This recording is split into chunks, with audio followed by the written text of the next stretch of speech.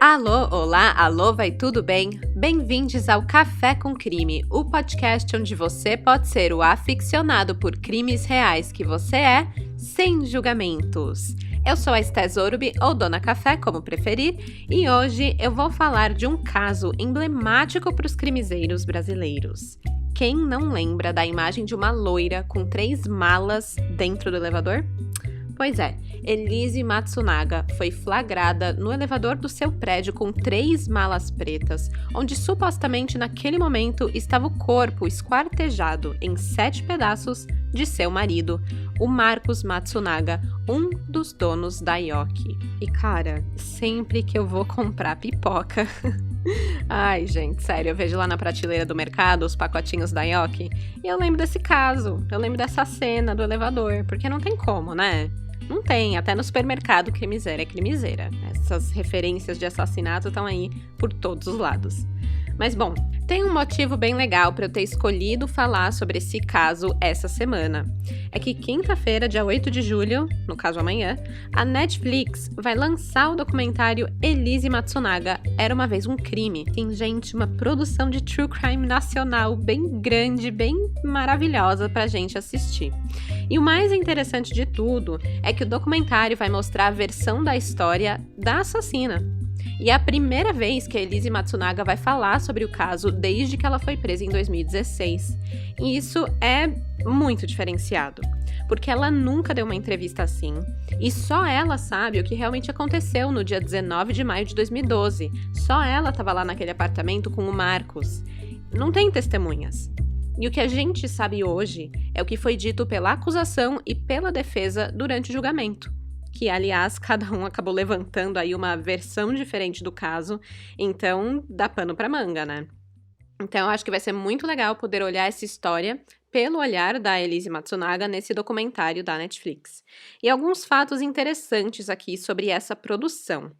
Foram gravadas 21 horas de entrevista com a Elise para a produção dessa série documental. As primeiras filmagens foram feitas durante 2 saidinhas da Elise em feriados prolongados. E essas saídas da prisão são um direito, né, que ela adquiriu depois de já ter cumprido 1/6 da pena em regime fechado. Né, e ela já cumpriu aí, então ela pode aproveitar esse momento para sair da cadeia e, no caso dela, ela aproveitou para gravar um documentário. E mais uma coisa curiosa. A Elise não sabia o que era Netflix. Gente, pensa numa pessoa que tá presa há quase uma década, né? E ela vai sair da cadeia e tudo mudou, né? 10 anos é muito tempo nessa era de tecnologia que a gente vive. E sim, 10 anos atrás não tinha Netflix, cara. Como que se vivia? Eu não sei. Não, zoeira, mas é sério. Os produtores do documentário chegaram nela, tipo, oi, vamos fazer um documentário pra Netflix, você topa? E ela, net o quê? Complicado, né? Tanto que demoraram 18 meses para convencer ela a falar. Mas rolou, e a Elise topou, e tamo aí, prestes a ver o resultado desse rolê todo. O que eu sei até agora é que nas suas entrevistas, a Elise Matsunaga, ela conta sobre a angústia do tratamento para a fertilidade que ela teve que fazer para poder engravidar da filha. Ela conta também sobre as descobertas de traições por parte do marido que aconteceram na época do crime, e ela vai contando várias coisas da vida dela. Então é algo muito pessoal, muito dela mesmo, né? O documentário ele não mostra uma linha cronológica dos acontecimentos do crime em si, mas reconstrói esse crime a partir dos pensamentos e dos sentimentos que levaram a Elise a assassinar o marido e a tentar ocultar o corpo dele, né, que ela fez cortando ele em pedaços e jogando na mata em Cotia, aqui na Grande São Paulo.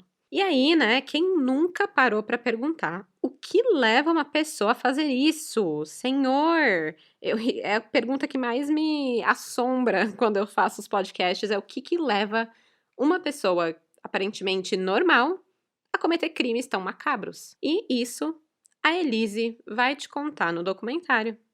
E aí é isso que me interessa tanto de assistir esse tipo de conteúdo, né?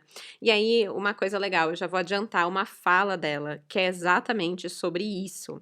Ela diz o seguinte sobre as emoções que ela sentiu na noite do crime. Abre aspas.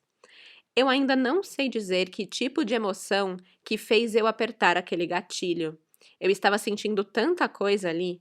Eu estava sentindo raiva dele. Eu estava sentindo medo. Eu estava sentindo alívio de eu não estar louca.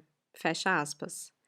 É muito assim, cara, como assim? Você tá apertando um gatilho e é nesse momento que você pensa, nossa, eu não tô louca, né? O que que aconteceu aí? E é isso que a gente vai descobrir no documentário. Só que aí, outro ponto que eu pensei também é o seguinte: por que que ela decidiu falar agora, né? 10 anos depois. E a resposta dela é que é por causa da filha. E esse lance da filha é bem forte e é algo que eu vou entrar em detalhes mais lá pro final do episódio, então aguenta aí. E assim, eu não tô aqui pra contar pra vocês o que vai ser contado nessa série documental, tá? Porque já que o documentário vai contar a versão dela, da Elise, eu quero trazer pra vocês aqui os detalhes do crime de acordo com o que foi apresentado pela acusação e pela defesa no julgamento da Elise. Assim, quando vocês assistirem o documentário, que lança amanhã, vocês já vão saber esse lado da história também. E aí vocês vão estar prontos e com a memória super refrescada para escutar o lado dela da história e falar, ah, mas no julgamento foi diferente, ou ah, mas foi isso mesmo que aconteceu, né? E aí a gente pode ter uma base para escutar ela falar.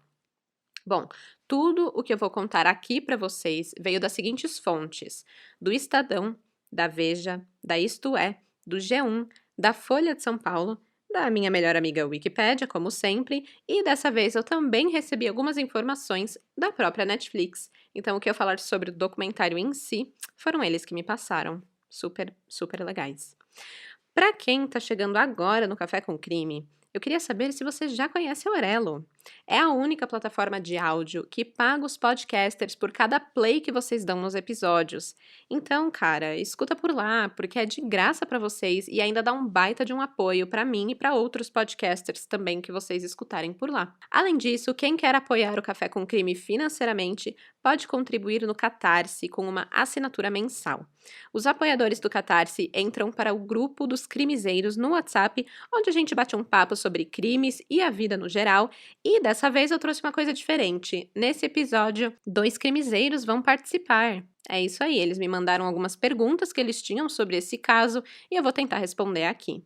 Então é isso, eu vou deixar o link do apoio do Catarse aqui na descrição dos episódios e da Aurelo também, beleza?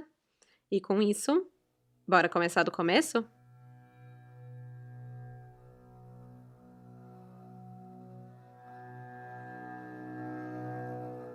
No dia 23 de maio de 2012, uma pessoa que passava pela Estrada dos Pires, em Cotia, encontra um braço. Imagina o choque, um braço humano envolto em um saco plástico no meio do mato. E só tem uma coisa pior do que encontrar uma parte de um corpo no meio do seu caminho.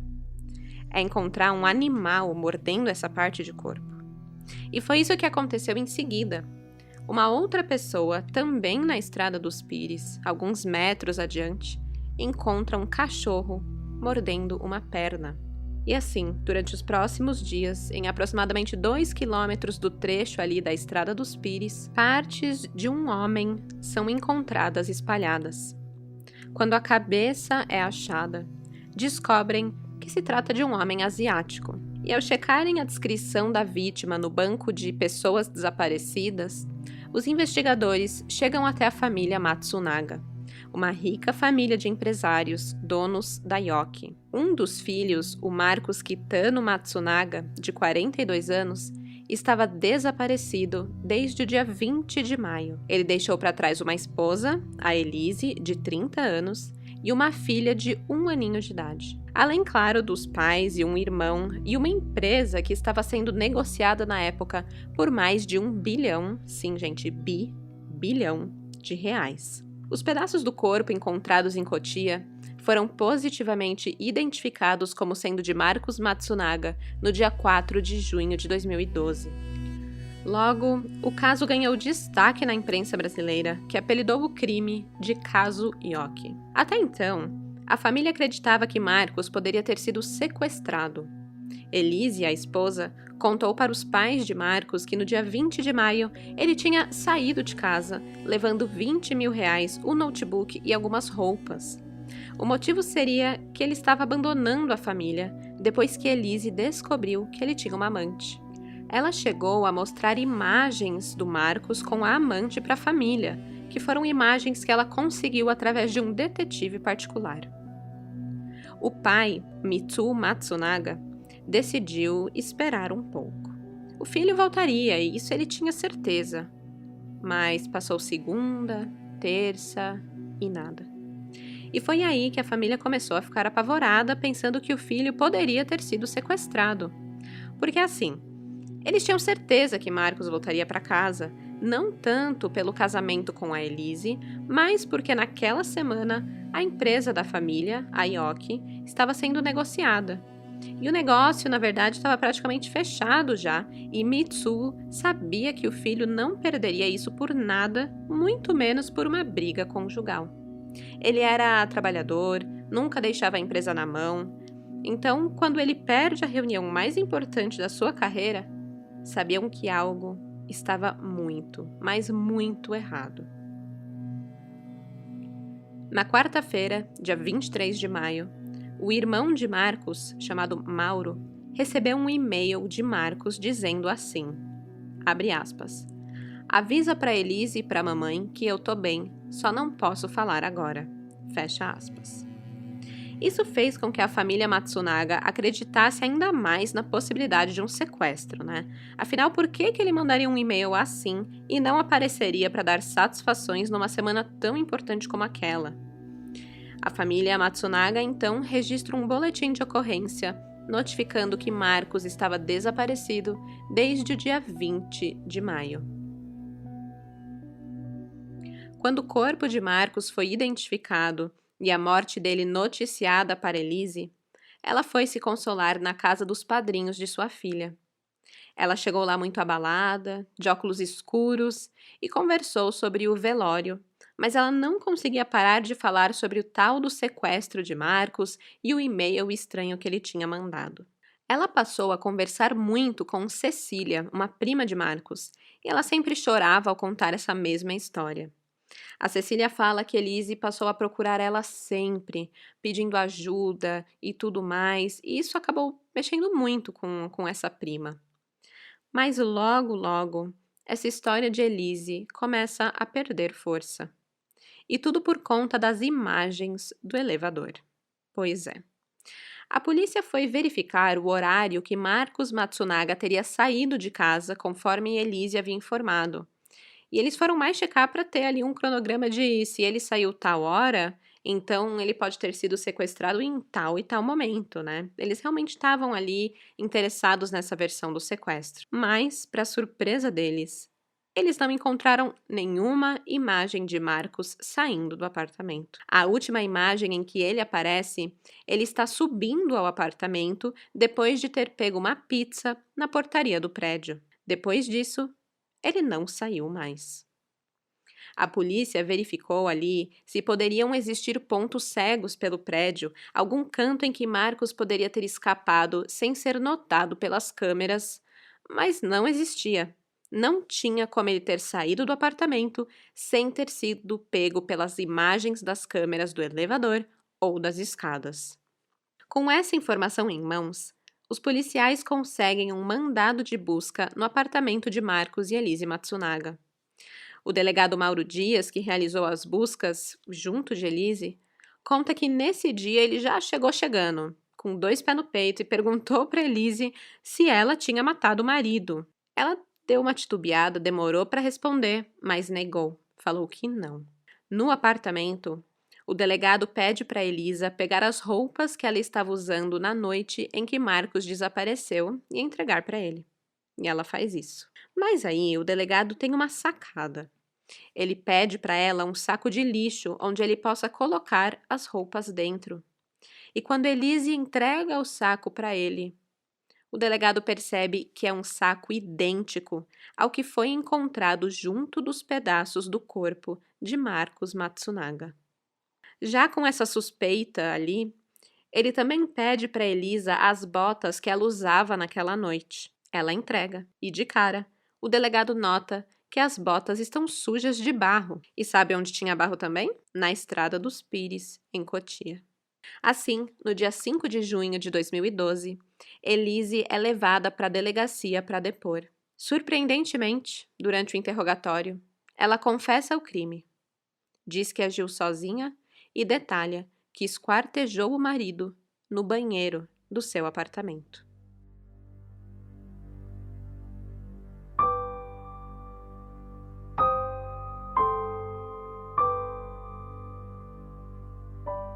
De acordo com esse depoimento de Elise, a sua situação em casa não estava nada bem.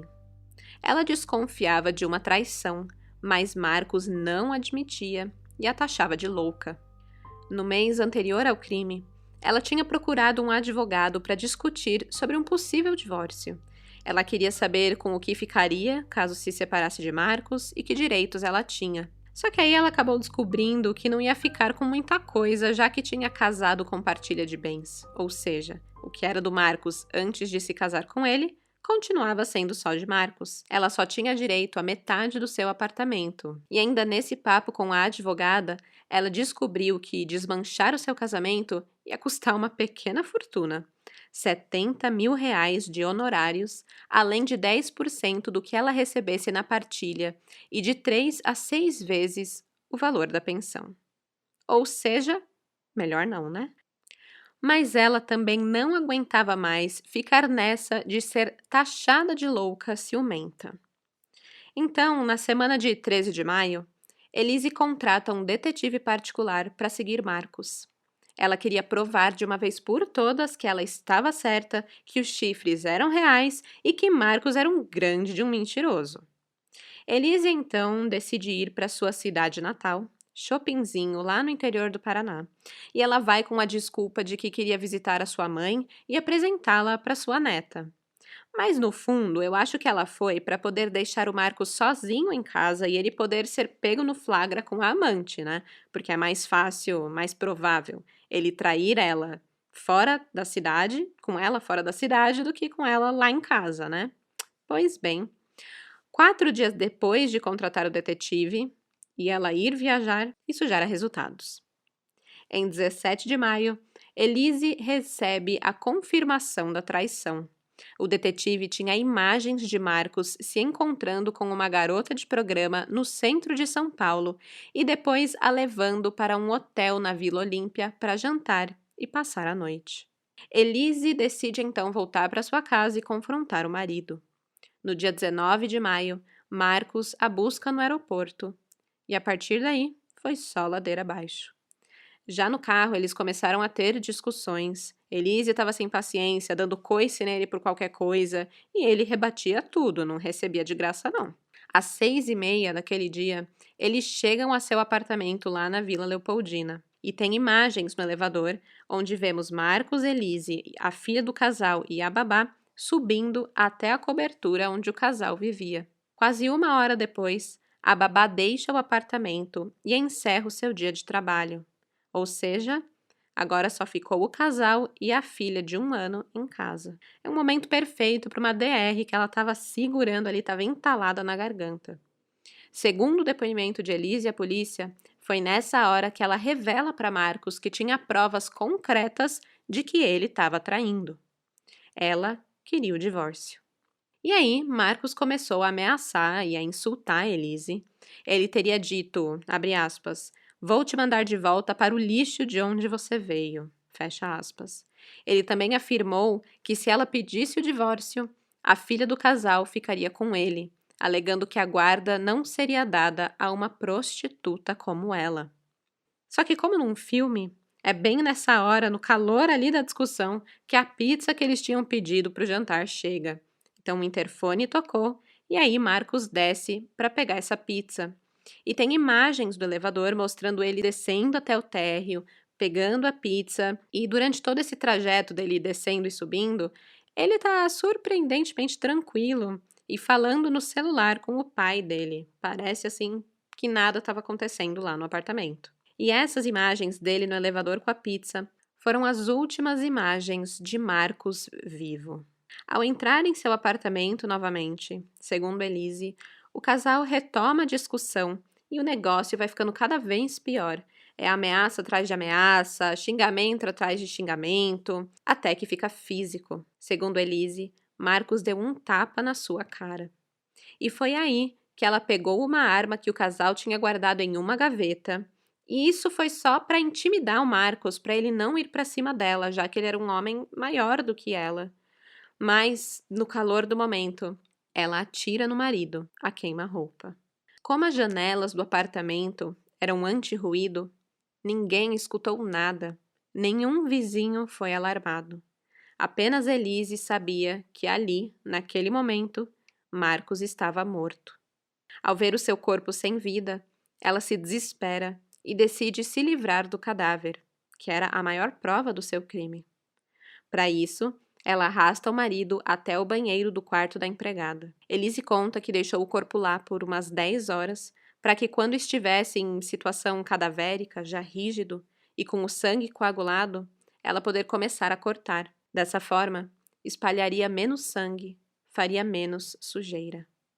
Ela usou uma faca de 30 centímetros que estava na cozinha para fazer esse trabalho de separação dos membros, começando pelos joelhos. E a gente não pode se esquecer de uma coisa. Elise e Marcos não estavam sozinhos no apartamento. Tinha um bebê ali também. Aliás, essa foi uma dúvida da crimiseira Vivian Alves. Ela é apoiadora do podcast, maravilhosa, né? E a gente estava conversando no grupo dos crimiseiros sobre o caso e surgiu a seguinte dúvida. Oi, Theo, Dona Café, tudo bem? A minha dúvida, talvez seja a dúvida de outras pessoas também, é que fica muito em segundo plano o que acontece com o bebê. Porque o que se sabe é que eles foram para casa, tinha uma babá, aí ela foi dispensada e eles ficaram com o bebê em casa. E aí a Elisa cometeu o crime e o que aconteceu com o bebê, aonde ele estava, afinal ele só tinha 1 ano, né? Uma criança de 1 ano não pode ficar sozinha muito tempo ou começa a chorar. E imagino que houvesse barulhos na casa. E também o período de tempo que ela foi se desfazer do corpo, ela estava com o bebê junto, porque se tiver uma coisa assim muito absurda, né? Pois bem, o promotor José Consenso, que representou o Ministério Público nesse caso, conta que esse detalhe da presença da filha na casa é fúnebre e chega a ser repugnante. Isso porque a Elise matou Marcos, deixou ele no banheiro do quarto de empregada por algumas horas e, enquanto isso, cuidava da rotina noturna da filha. Normal, como qualquer outra noite. Depois que a criança dormiu, ela deu andamento com o seu plano de esquartejar o corpo. Na manhã seguinte, enquanto ela ainda estava cortando o corpo, chega a babá e fica com a criança. O promotor conta que em um dado momento a bebê precisava mamar, precisava ser alimentada, então a Elise parou o que estava fazendo, se limpou e foi dar de mamar para sua filha. A babá também fez uma pausa para comer, então a Elise ficou esse tempo todo com a filha nos braços. Os mesmos braços que minutos antes estavam cortando em pedaços o corpo do pai daquela criança. Assim que a babá voltou e pegou a filha novamente, Elise volta ao banheiro e termina de esquartejar Marcos. Esse detalhe que o promotor José Cossenso traz é realmente muito mórbido. Depois que Elise termina a separação do corpo, ela coloca os 7 pedaços em sacos de lixo e enfia dentro de 3 malas. Ela então fala para a babá que precisa ficar o dia fora e pede para ela ficar ali cuidando da filha. E assim, às 11h30 da manhã do dia 20, ela sai de casa carregando as malas com as partes de Marcos Matsunaga, o pai de sua filha. A ideia de Elise nesse momento era ir para Chopinzinho, a sua cidade natal. Mas quando ela estava na rodovia, ela foi abordada pela polícia rodoviária. Pararam o seu carro e a multaram por estar com o licenciamento do veículo vencido há quase 1 mês. E, para sorte de Elise, o carro não foi revistado. Mas esse susto, e imagina que susto, foi suficiente para ela desistir da ideia de continuar andando por aí com um corpo no carro. Por isso, ela voltou em direção a São Paulo, deixando o corpo de Marcos na Estrada dos Pires, em Cotia. Para dificultar o corpo de ser encontrado e identificado, ela espalhou as partes durante 2 quilômetros, e enquanto ela desovava as partes do cadáver em diferentes pontos da estrada, Elise fez 15 telefonemas para a babá, que tinha ficado no apartamento cuidando de sua filha, para saber se estava tudo bem, para avisar que ela já estava chegando, que ela estava a caminho. Esses são os detalhes do crime que Elise contou para a polícia no seu interrogatório. E com essa confissão, a polícia decretou a sua prisão. Mas isso era apenas o começo de tudo.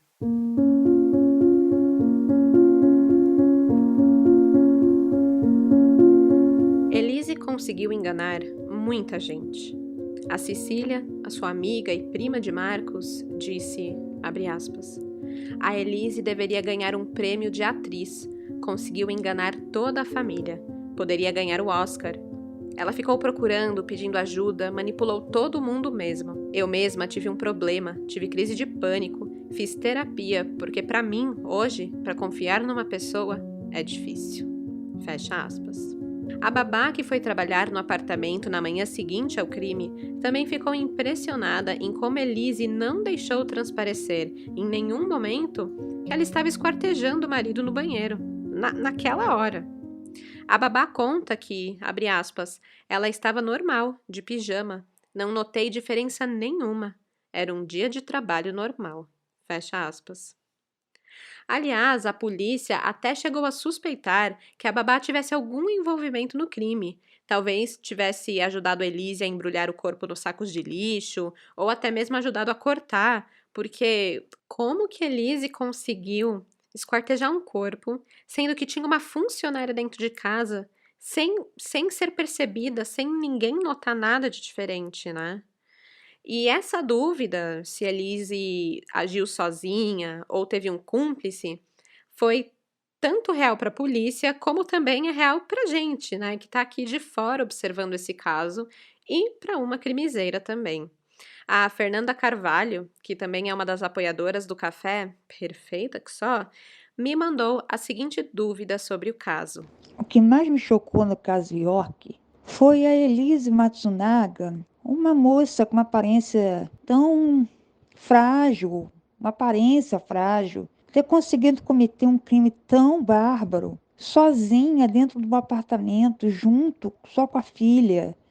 Eu sempre achei que havia um cúmplice, alguém mais além dela, porque ela não parecia uma pessoa capaz, fisicamente capaz, de cometer um crime tão bárbaro e botar o corpo, esquartejar o corpo, colocar dentro de malas.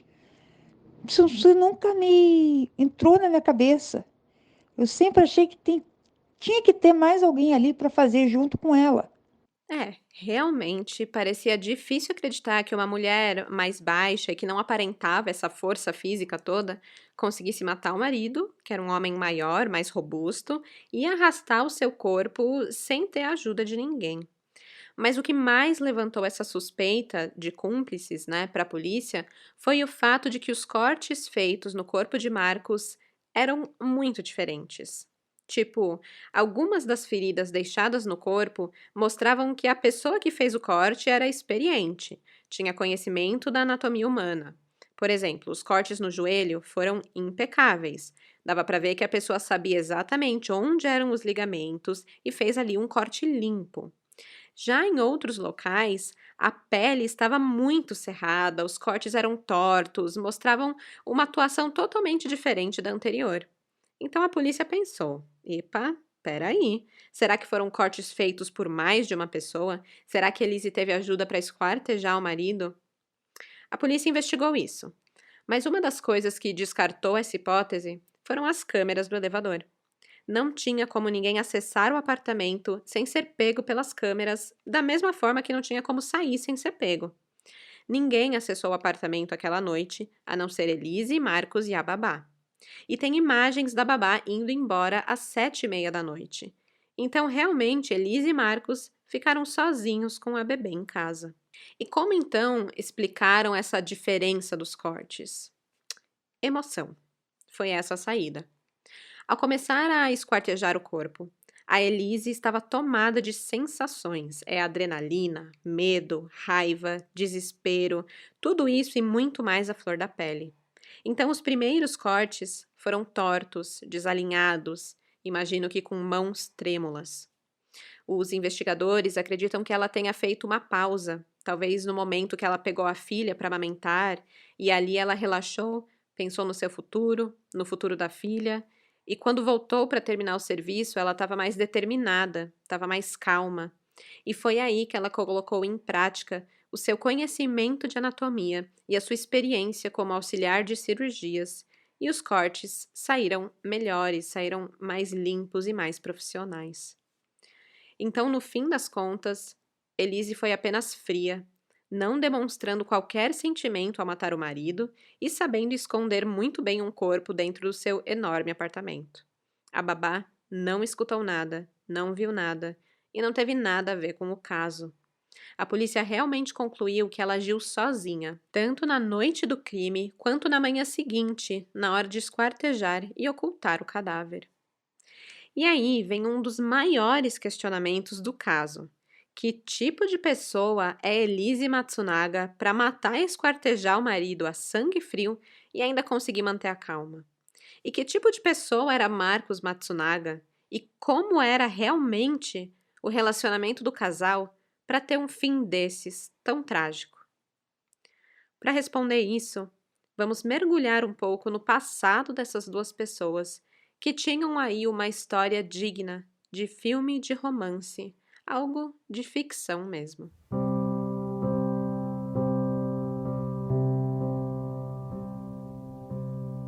Elise Araújo nasceu em Chopinzinho, no Paraná, no dia 19 de novembro de 1981.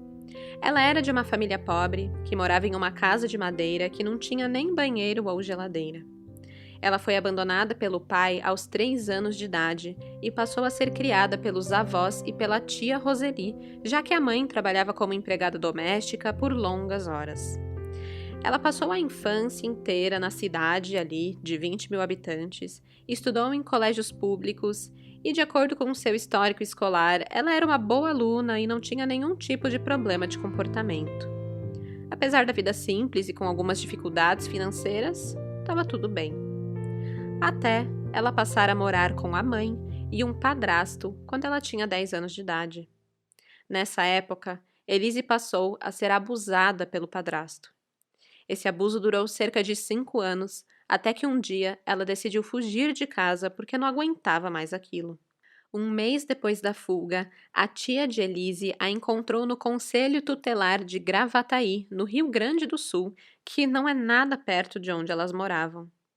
A Roseli resgatou a Elise, passou a cuidar dela, e com o apoio dessa tia, que a Elise na verdade considera ela como sua verdadeira mãe, a Elise se muda para Curitiba, depois que ela fez 18 anos, e passa a estudar no curso de técnica de enfermagem. Lá em Curitiba, ela trabalhou em um hospital, no centro cirúrgico, onde ela acompanhava diversas cirurgias, e aí, né, já dá aquele estalo aqui no cérebro de todo mundo, né? É por isso que ela sabia como cortar o corpo numa boa, né? Ela, de certa forma, estava acostumada a ver corpos sendo cortados. Claro que não da forma que ela fez, né? Mas sempre num contexto de salvar uma vida, numa cirurgia e tal.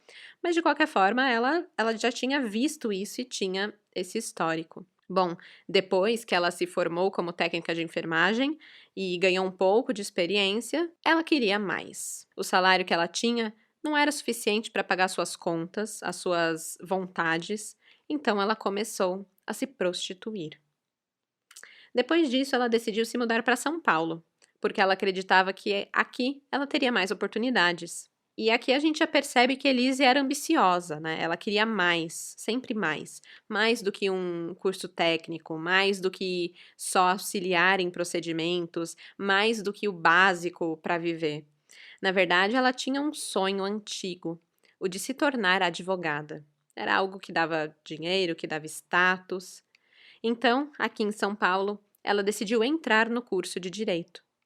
Só que, né, tinha aquele pequeno probleminha chamado dinheiro, né? Sempre o dinheiro, gente. Para poder pagar a faculdade, ela continuou na prostituição. Ela se cadastrou em um site como garota de programa e começou a fornecer serviços sexuais para diversos clientes a fim de pagar por esse seu sonho. E um desses clientes, como vocês podem suspeitar, era Marcos Matsunaga. Quando eles se conheceram pelo site, o Marcos era casado com a sua primeira esposa e tinha uma filha. No começo foi realmente só um serviço, papum, sem envolvimento. Mas foi bom. O Marcos gostou e ele começou a voltar. Se tornou um cliente fidelidade, apesar da infidelidade que ele estava cometendo. Tudum. Mas sério, ele começou a curtir tanto a Elise que ele propôs um pagamento bem gordo por um relacionamento exclusivo dela com ele. Ela deveria atender só Marcos e deixar a prostituição de lado.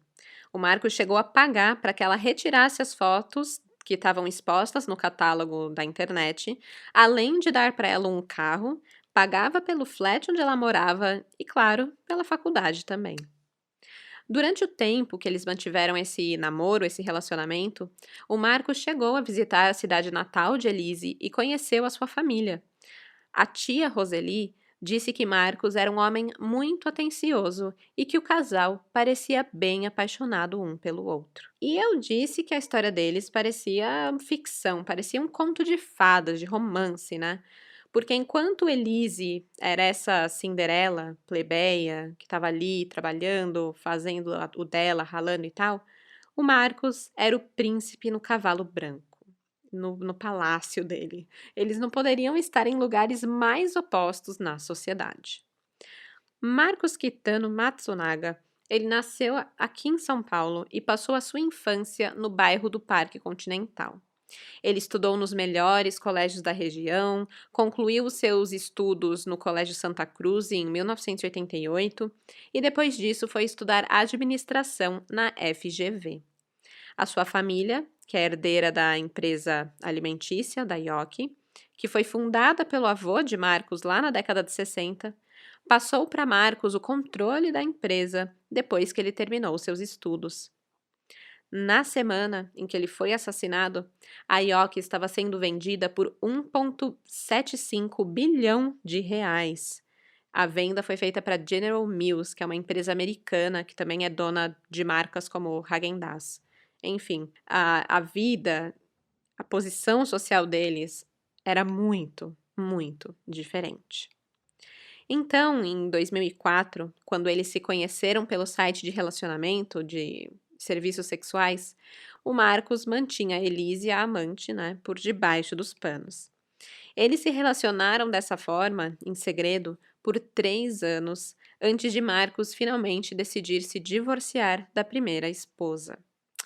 E aí a gente já vê aqui que a história se repetiu, né? O Marcos acabou agindo exatamente da mesma forma no seu segundo casamento. Ele foi buscar uma amante prostituta, enquanto a esposa e a filha estavam em casa achando que estava tudo bem. E é claro, né, que Elise ficava noiada do jeito que ela ficava, porque ela sabia que ele era capaz disso. Ela já tinha passado por isso com ele, só que ela estava do outro lado da história, né?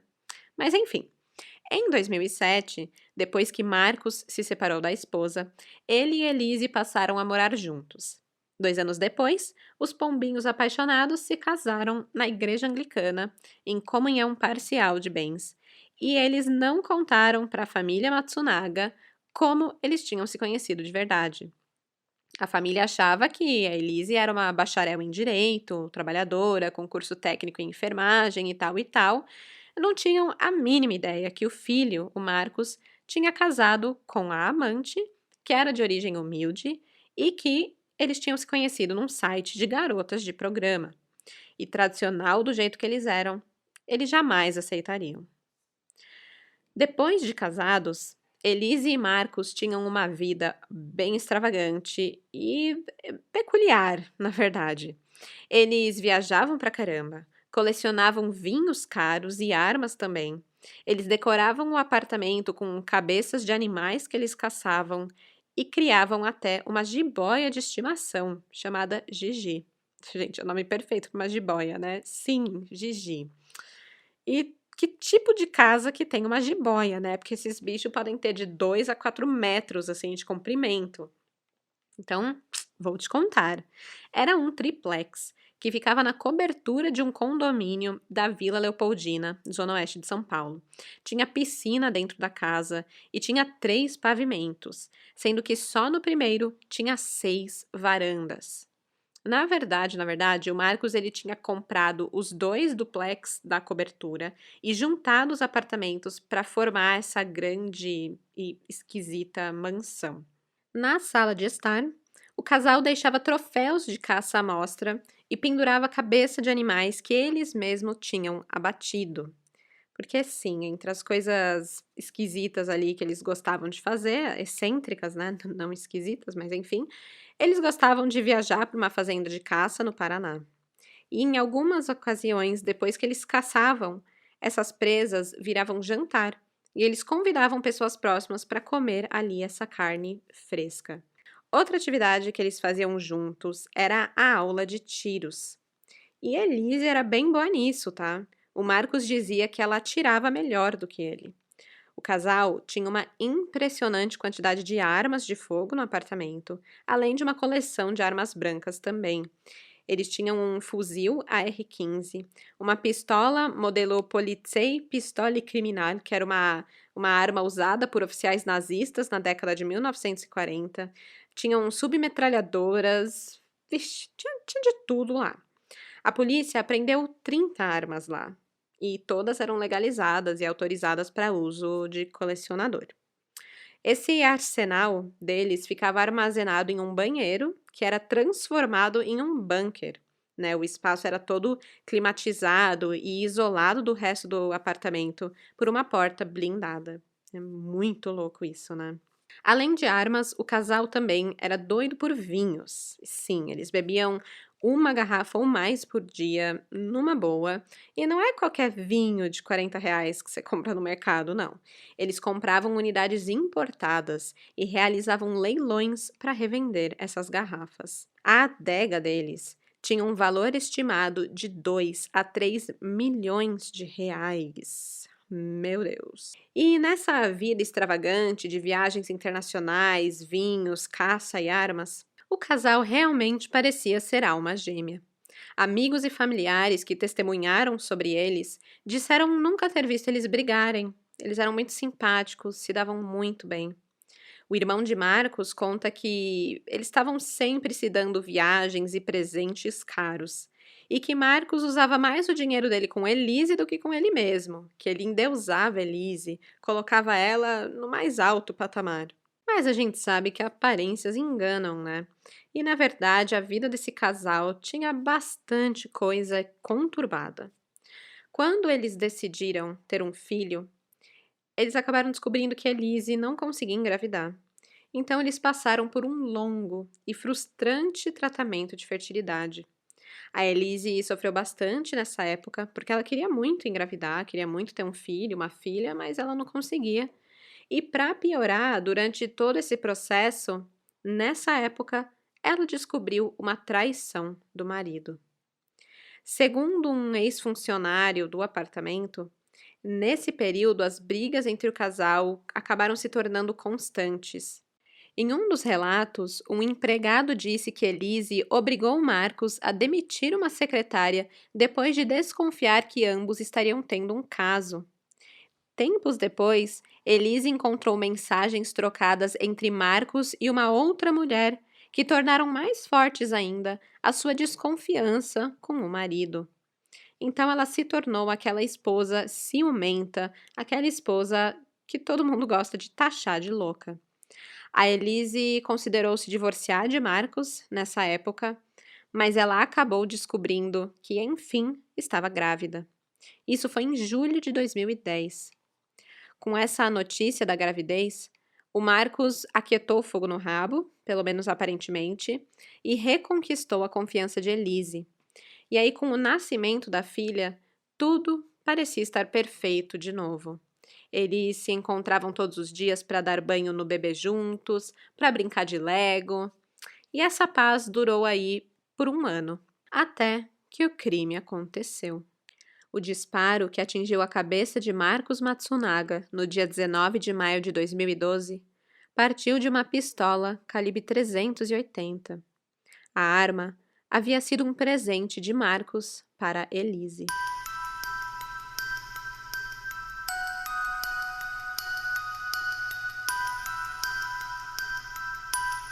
Em 2016, o caso de Elise Matsunaga foi a julgamento. Enquanto a defesa utilizava sua história de abusos, pobreza, dificuldades e as traições de Marcos para justificar um crime passional, a acusação apontava que Elise foi uma assassina fria que premeditou o crime por vingança, por dinheiro e que teria decapitado o marido ainda vivo. Parecem duas Elises bem diferentes, né? Por isso eu acho que o documentário da Netflix, que lança amanhã, vai ser bem interessante de ver. Aliás, ali vamos conhecer a Elise por quem ela é, ou por quem ela diz ser, dentro da sua própria cabeça, né? E não pelos olhos da acusação ou da defesa. Mas é importante também ressaltar algumas das grandes polêmicas e versões de Elise que foram apresentadas no julgamento. Assim, você já vai assistir o documentário tendo conhecimento do que rolou, né? Memória refrescada. Então vamos lá. Eu vou apontar aqui 4 questões importantes levantadas no julgamento. A primeira é: qual foi realmente a hora do crime? Elise diz ter matado Marcos logo depois do jantar, quando ela confrontou ele sobre a traição. Ele teria dado um tapa em seu rosto e, em troca, ela deu um tiro. A acusação, no entanto, contestou essa versão no julgamento. Eles apontavam que Elise teria disparado contra o marido de surpresa quando ele voltava ao apartamento depois de buscar a pizza na portaria. E por que essa discussão importa? Bom, porque de acordo com a defesa, foi algo no calor do momento. E de acordo com a acusação, ela teve tempo de pensar em uma estratégia e surpreender o marido, não dando à vítima a oportunidade de se defender. E isso é uma circunstância agravante da pena. A segunda questão é a seguinte: foi um crime premeditado ou passional? Também entra um pouquinho aí na primeira questão que eu acabei de apresentar.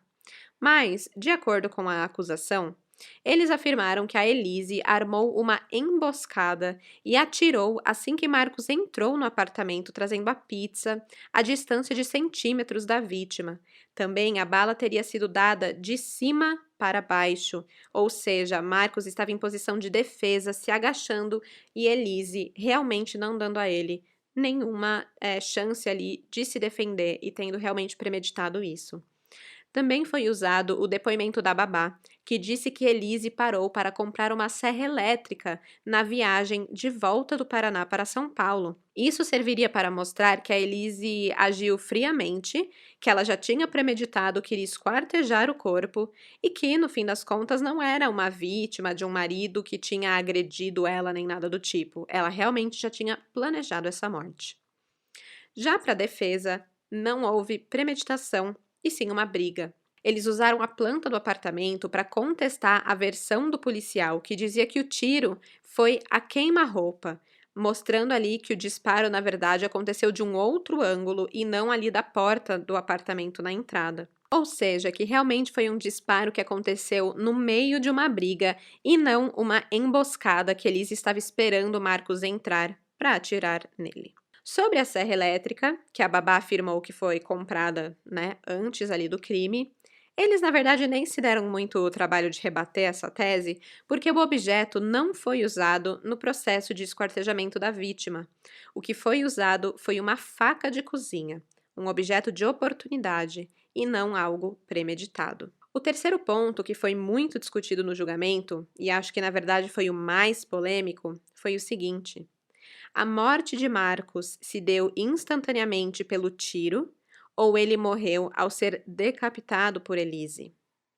Bom, segundo a defesa, Elise esquartejou o corpo do marido no dia seguinte pela manhã, enquanto a babá cuidava da filha do casal no segundo andar.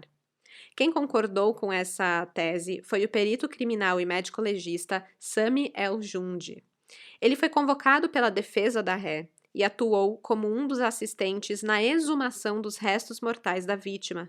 Foi um exame realizado depois que surgiram dúvidas sobre o primeiro laudo necroscópico que foi feito. Para ele, o Marcos Kitano Matsunaga morreu instantaneamente após ser baleado no lado esquerdo da cabeça. Ele diz, abre aspas, o trajeto da bala implica na destruição do bulbo. Há duas consequências, a parada de todas as funções neurológicas e a destruição do controle respiratório. Eu não tenho nenhuma dúvida pela morte cerebral.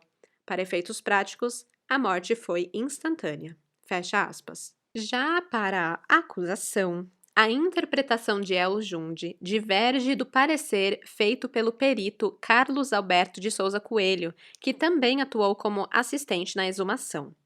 Para Coelho, o Marcos não teve morte instantânea e começou a ter o pescoço cortado quando ainda estava vivo. O médico legista Jorge Pereira de Oliveira, que foi o autor do laudo necroscópico inicial, ele afirma o seguinte, abre aspas, ele morreu por asfixia respiratória, provocada pela inundação das vias aéreas por sangue. Para isso, é preciso movimento ativo. A vítima ainda estava respirando.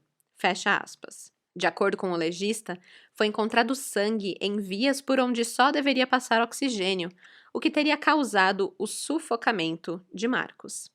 Ele ainda afirma que também foram encontrados coágulos em cortes do pescoço, além da presença de tecidos vivos na região e nos braços.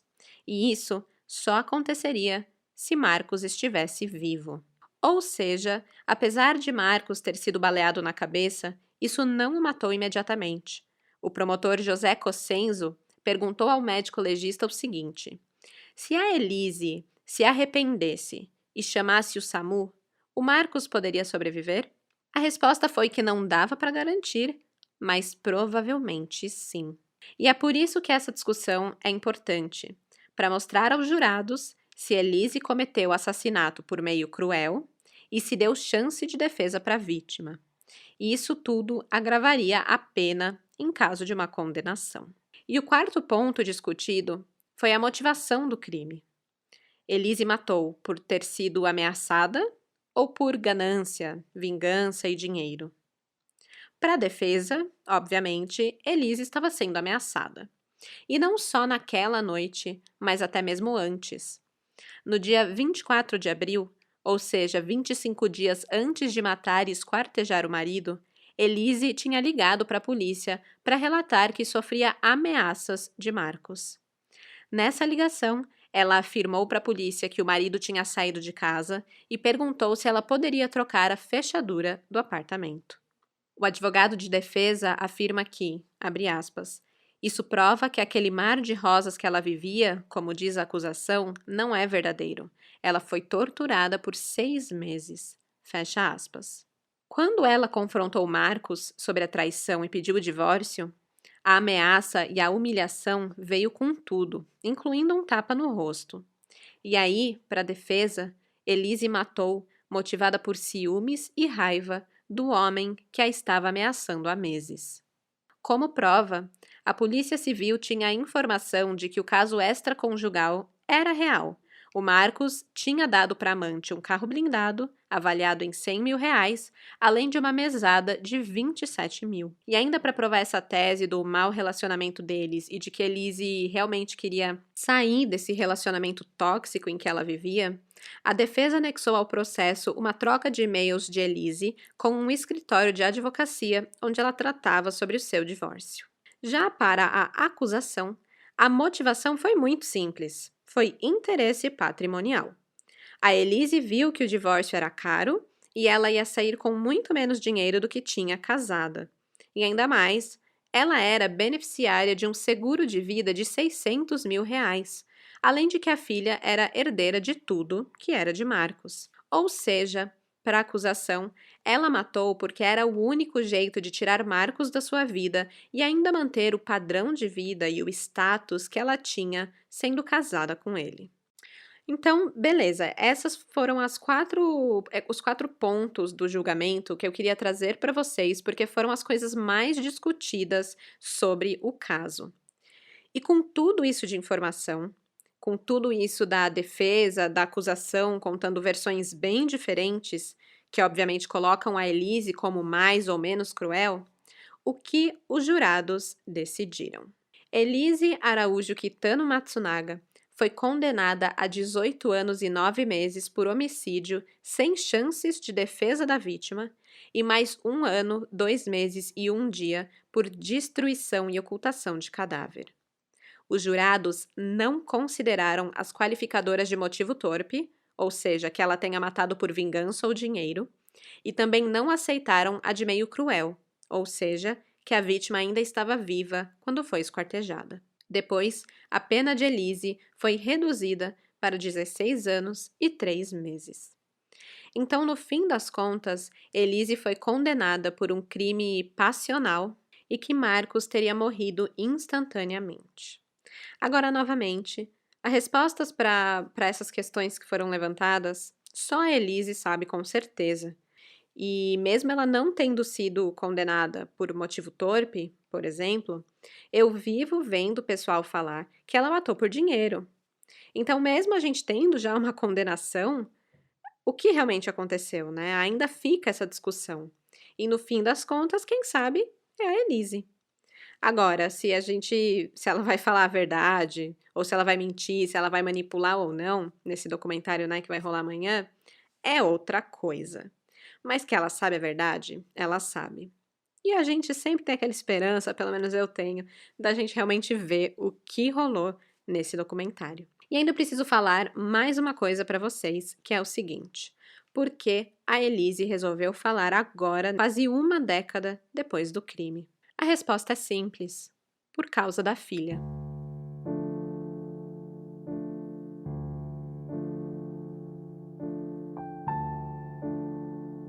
Elise Matsunaga, enfim, aceitou a proposta do documentário porque queria deixar um relato de sua versão para a filha, que ela não vê desde que foi presa.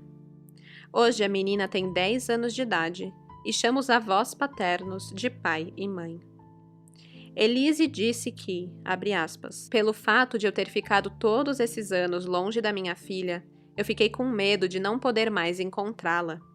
Quero ter a oportunidade de falar para ela o que houve de verdade.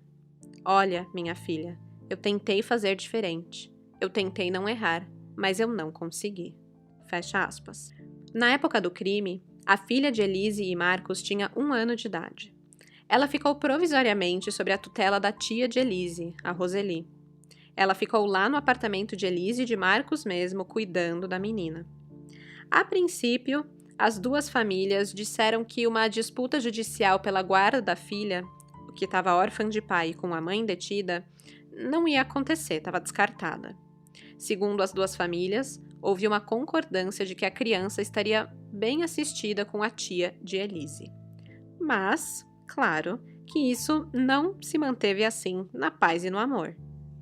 Depois de um tempo, ainda em 2012, no ano do crime, os pais de Marcos, Mitsu e Misako Matsunaga, passaram a criar a neta e pediram a guarda definitiva dela na justiça. Além disso, eles procuram destituir o poder familiar da mãe, ou seja, eles querem apagar os sobrenomes maternos da certidão do nascimento. Basicamente, querem apagar Elise da história da neta. Nos autos, eles justificam essa mudança do nome como uma medida para proteger a criança de possíveis atos de bullying no futuro. O advogado dos avós afirma que, abre aspas, a maior vítima dessa tragédia é a filha do casal, pois ela corre o risco de carregar essas marcas por toda a vida. Fecha aspas. Mas esse não é o único motivo.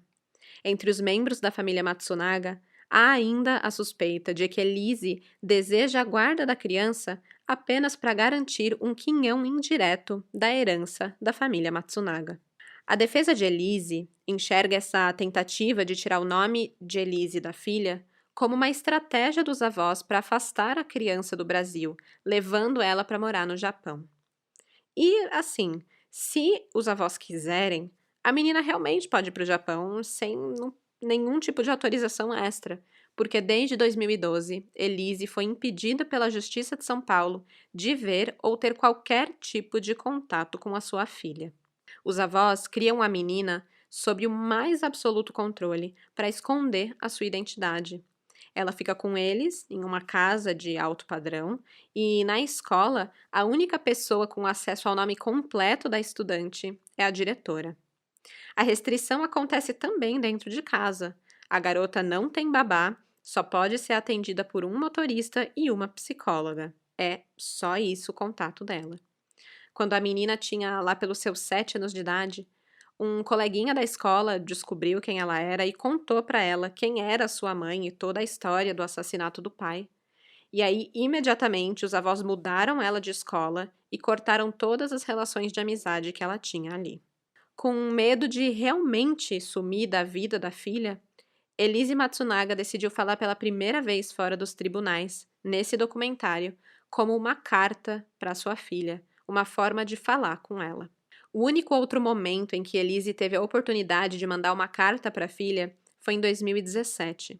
Ela mandou uma carta que ela escreveu para a filha, para a imprensa, a fim dessa carta ser divulgada e a filha poder saber no futuro o que a mãe pensava e gostaria de dizer à menina antes de ser julgada pelo assassinato do pai dela. Eu vou ler aqui alguns trechos dessa carta para vocês. Abre aspas. A minha filha amada. Se eu pudesse te dizer algo hoje, olhando para você, eu diria: te amo de uma forma que nunca imaginei amar incondicionalmente e te agradeço por me mostrar o que é isso. Diria que você mudou minha vida, trouxe luz, conforto no coração, a certeza de que Deus existe. Enfrentaria qualquer coisa para ver seu sorriso, para te ver em paz, para ouvir pelo menos uma vez a palavra mãe, tão curta, mas faz meu coração tremer. Mesmo não estando ao seu lado agora, filha, quero que saiba que você tem uma mãe que te ama muito, não só no plano físico, e que respeitará suas escolhas, e um dia, se você quiser, conversaremos sobre tudo o que houve, a situação lamentável e infelizmente irreversível que nos afastou fisicamente. Apenas fisicamente, pois meu coração está contigo, com a criança que me ensinou verdadeiramente o que é amor. Mesmo que você não me perdoe, filha querida, não esqueça que te amarei além da vida, porque esse amor não vem dos olhos, vem de Deus. Fecha aspas.